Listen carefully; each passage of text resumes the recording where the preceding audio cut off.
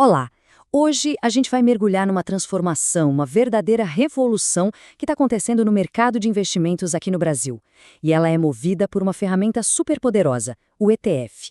Sabe, estamos falando de uma democratização de verdade no acesso à bolsa, tanto em sofisticação quanto em alcance global. E para a gente ter uma ideia do tamanho dessa mudança, olha só esse número. A indústria de ETFs no Brasil já passa dos 81 bilhões de reais em patrimônio. É um volume, assim, impressionante e mostra que isso não é uma modinha, né? É uma mudança estrutural na forma como as pessoas investem por aqui. Agora, o mais legal disso tudo é ver quem está por trás desse crescimento. Não são só os grandes fundos, os investidores institucionais. Não, uma fatia gigantesca, 78% dos mais de 891 mil investidores de ETFs são pessoas como eu e você, pessoas físicas. Isso sim é popularizar o mercado de capitais de verdade. Ok, vamos entender essa história direito. A gente vai fazer uma jornada completa aqui. Primeiro, vamos falar sobre aquele desafio inicial de investir. Depois, como os ETFs surgem como uma solução. Aí a gente explora as estratégias que eles permitem, dá uma olhada nas novidades e, por fim, pensa sobre o futuro do mercado. Para muita gente que está começando, o mundo dos investimentos pode parecer um bicho de sete cabeças, né? Existe uma fricção inicial, uma barreira que muitas vezes impede de dar o primeiro passo. E a raiz do problema é essa pergunta aí. Com centenas de empresas na bolsa, como é que alguém vai saber qual é a melhor? Essa dificuldade de escolher ação por ação, o famoso stock picking, fazia muita gente simplesmente jogar a toalha e deixar o dinheiro na poupança ou em algum produto de renda fixa mais simples.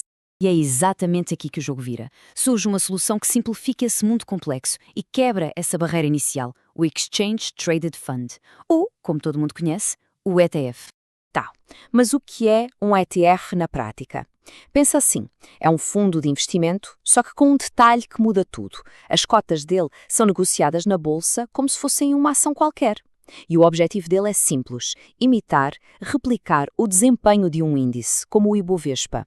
Isso permite investir de um jeito bem diversificado e com custo baixo. A melhor forma de pensar nisso é como uma cesta de ativos. Imagina que você compra uma única cota de um ETF que segue o Ibovespa.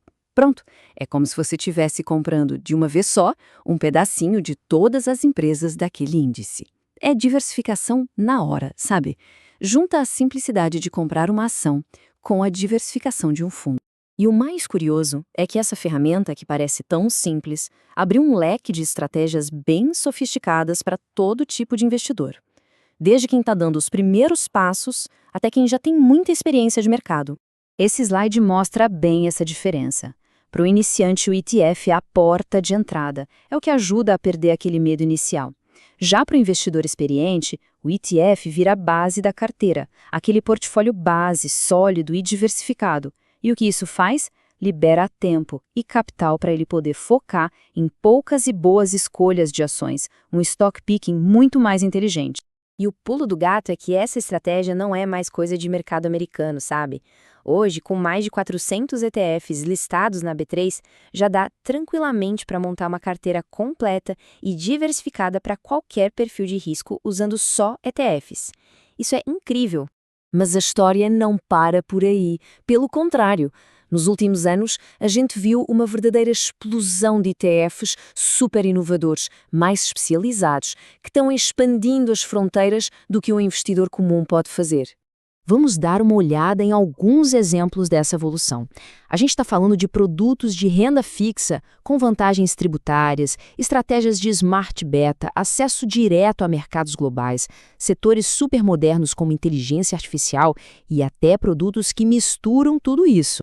Olha, um dos grandes destaques recentes são os ETFs de renda fixa. Como a gente vê aqui, a vantagem de imposto deles é gigante.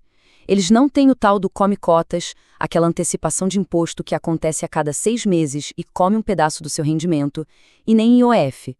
No longo prazo, isso faz uma diferença absurda no seu patrimônio. Outra inovação bem legal são os ETFs de Smart Beta. Eles são um meio termo, sabe? Entre a gestão passiva, que só segue um índice, e a gestão ativa, que tenta superar o mercado. Eles usam critérios matemáticos, como buscar ações mais baratas ou de empresas com saúde financeira melhor, para tentar otimizar a relação de risco e retorno. E aqui a gente vê na prática como o acesso à inovação ficou mais fácil. Hoje, qualquer um pode investir em temas que estão na crista da onda, que antes era coisa só para fundo grande. Dá para comprar cotas de ETFs de inteligência artificial, de energia nuclear, de blockchain, ou até um ETF que investe em futuros de Bitcoin, mas com a garantia de títulos públicos e toda a proteção da B3 e da CVM. E a globalização da carteira chegou num nível que a gente nem imaginava. O programa ETF Connect é um marco histórico. Ele tornou o Brasil o primeiro país fora da Ásia a ter uma conexão direta com as bolsas da China. Isso permite que qualquer investidor aqui invista em ETFs de empresas chinesas de um jeito super simples. Bom, e o que tudo isso significa no fim das contas?